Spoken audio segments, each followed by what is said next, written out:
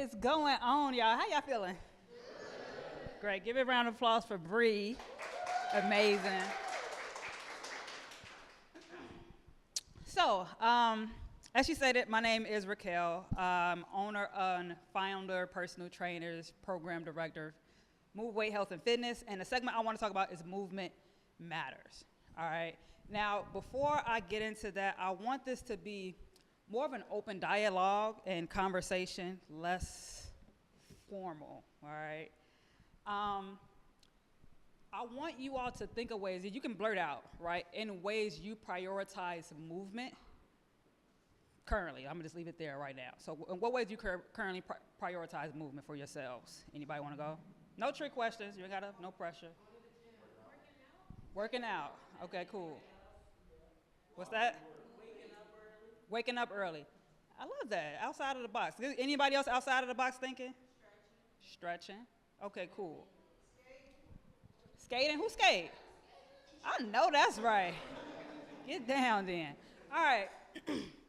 And before I shift any further, I kind of want to get an idea of how far you all commuted and like moved your body physically to actually get here today.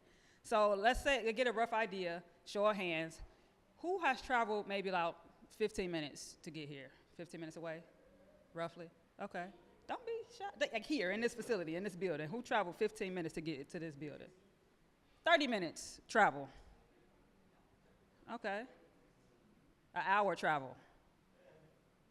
All right, you got an hour away. Okay, y'all quite a distance.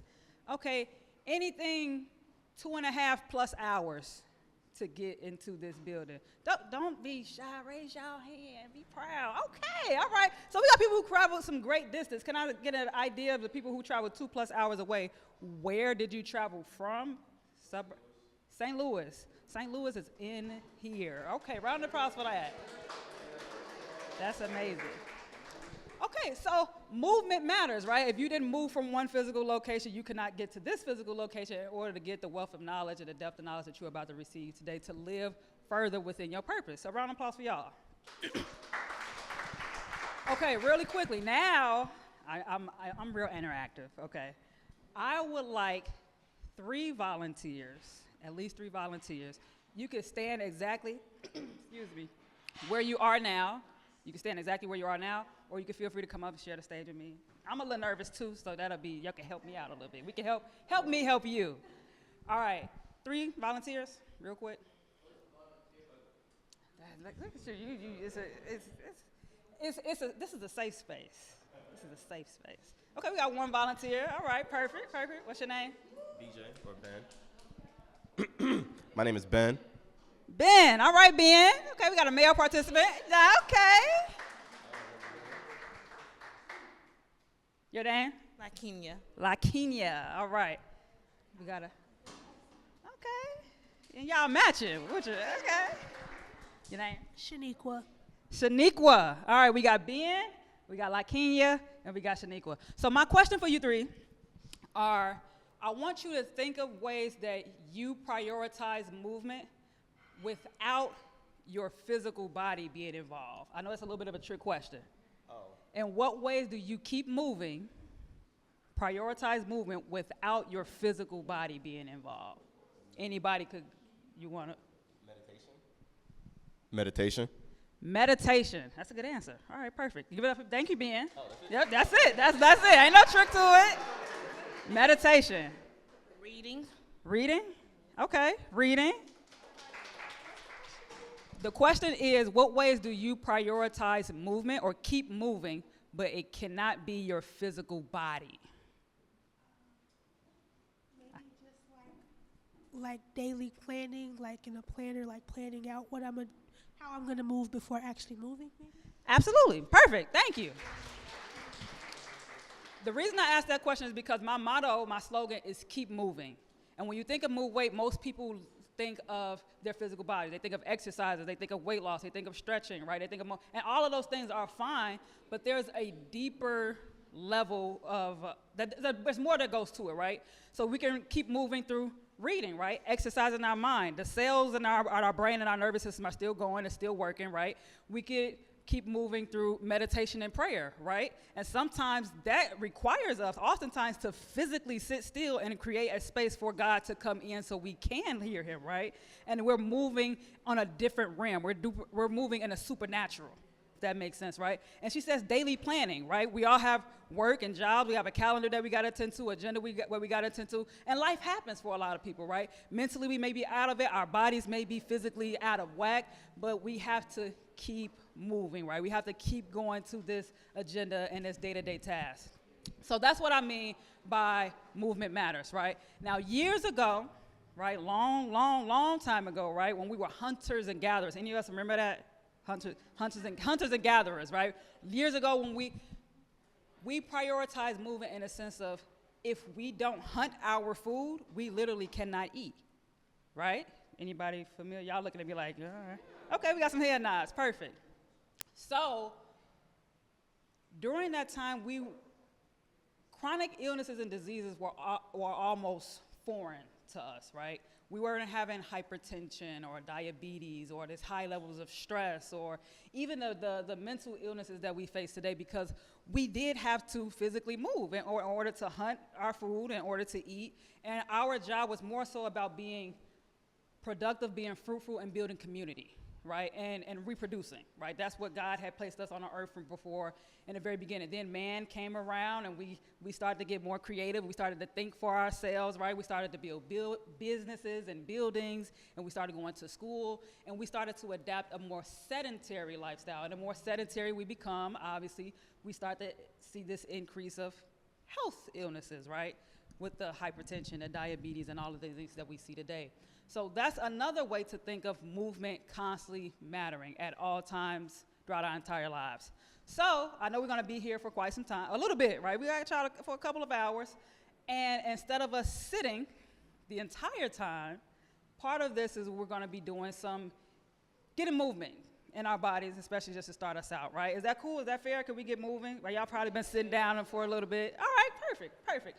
So what I'm going to ask, and I'm going to lead us through a really quick mobility session. It's part of what I do in many services, because when we think of personal training, you think of fitness, all we think about is exercises and getting to snatch the waist and all these fun body goals, which is nothing wrong with that, but there's a lot of deeper things, especially as we get older and we're starting to adapt to different types of lifestyles, right? We may have arthritis, you may have some kind of joint pain, your back and your knees ain't working like they used to. But if we get the moving and getting us access to range of motion that we otherwise don't use when we're sitting at a desk all day, right? When we're driving to work or driving 2+ hours to get to an event and you're sedentary, we just want to get moving a little bit. That's cool? Yeah. Perfect. All right. So what I'm going to do is I'm going to ask a volunteer my help, Raven. Raven, give it up for Raven. Give it up for Raven really quickly. And I'm actually, would it be, before I do this any further, would it be okay if I put the mic down and continue to talk, or could I continue to talk in the mic as I'm leading through this? Is that anybody? Yes? Take the mic. Keep the mic. Okay, I'm gonna keep the mic. Perfect. All right, so what we're gonna do is we're gonna go through a shoulder mobility. Now Raven is a really good friend of mine, client of mine, so she kind of has an idea of what it is that we're going to be doing. And then afterwards, I'm going to have you all stand up and we're going to join along and participate. All right? That makes sense? Yeah. All right, cool. So first, we're going to go over mobility of the shoulder joint, and then we're going to go in through the neck. And the reason, I'm just curious, why do you think I want to start there? Just a guess. What's that in the back? More stress is built up. Absolutely. So as a trainer, that's what I most notice people carry the most tension and the most stress at, especially if you're sitting at a desk all day. You're probably slouched over in different types of posture. So we carry a lot of stress and tension in our neck. So we want to get that loose. We want to get that mobile, right? So what I'm going to have Raven do is create a nice fist in your right arm for me and stretch it, push it down to the floor as hard as you can. All right. Now, what I don't want Raven to do is lean down. So she's going to press down as hard as she can without actually moving her torso. All right, that's perfect. Now, from here, what Raven's going to do is she's going to slowly lift her arm up toward me and reach toward my hand. And she's just going to continue to follow my hand. As she's doing this, she's going to try to keep her shoulder blade down as much as possible, and continue to lift as much as she can. Now, she may not be able to go that high, and that's absolutely fine. Let's keep it right here. Perfect. Now, from here, she's going to rotate her shoulder forward within that socket. Rotate it, good, and bring it all the way back, all the way back, all the way back until her hand comes behind her hip, behind her buttocks. Perfect. And now she's going to put that thing right in reverse. So stretch back toward the window without moving the torso. Right there, as soon as you hit that wall. Perfect, perfect, perfect. Look, Raven making faces already. And come down. Perfect. So this is a more intentional way of doing a shoulder rotation. You may see people in the gym and they probably just throwing their arm around. But this is a more intentional way of accessing full range of motion and moving your shoulder from the shoulder joint as opposed to mindlessly going through the motion and getting your entire body to move. Go ahead, have a seat for me, Raven. Thank you. Give it up for Raven. All right, so now what I'm going to have us do is everyone to stand. You can create some space because there's some space if you need to step aside, if you need to do anything you need to do. And we're just going to get moving a little bit. Is that me? All right, cool. Now, before we get into this, I want y'all to be quickly mindful of some quick tips.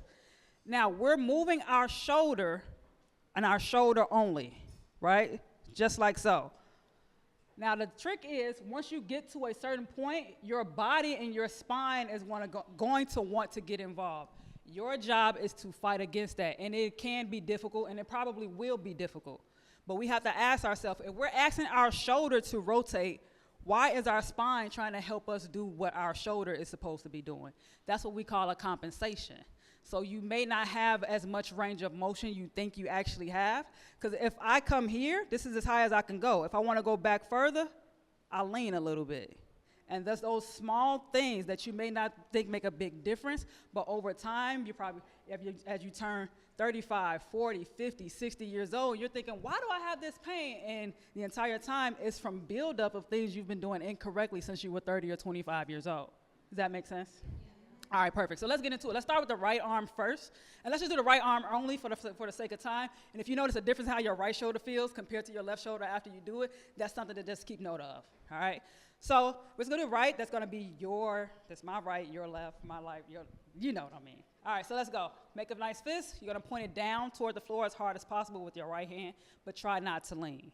Stand it up straight. Keep your core nice and tight as if you're laughing, coughing, or making a bowel movement. That's your business. That's your business. That's your business. All right, and you're going to reach toward me as much as you can. And you should feel a stretch in the back of your right shoulder blade. Let's hold it here for a little bit. Really reach to me like you're trying to punch me, but do not lean forward. You're only using your shoulder and your scapula. From here, try to lift up a little bit higher. If you notice your shoulder creeping up, let's just stop there instead. But if you can feel like you can go a little bit higher, like this is all I got, right here. And from here, without your shoulder hiking up, let's go ahead and rotate that shoulder forward. Forward, forward. Notice if you're turning your spine or your torso at all. And you're going to bring it all the way back as if you're putting some in your back pocket. Cool. We're going to stay here for a little while. Some of us were already here. Let's try to get that shoulder down toward the floor as much as possible. And now let's put it in reverse. As soon as you hit a wall and you can't go any further, that's here. Now, for some of us who have the elbow bent, let's try to straighten that out because that's what we call a compensation, right? And now we're going to put that thing in reverse. Turn that key, turn that knob so you're rotating backwards. If you feel anything rattling, cracking, and popping, that is normal. And we're going to bring it back to where we started. Perfect. That's it. Go ahead. Give yourselves a round of applause. Now, you can have a seat. If you notice any difference, great. If that's something that you want to talk about further on the side, that would be great as well. But this is what I mean when I say movement matters and we want to keep moving at all costs. So that's my time. I want to thank you all.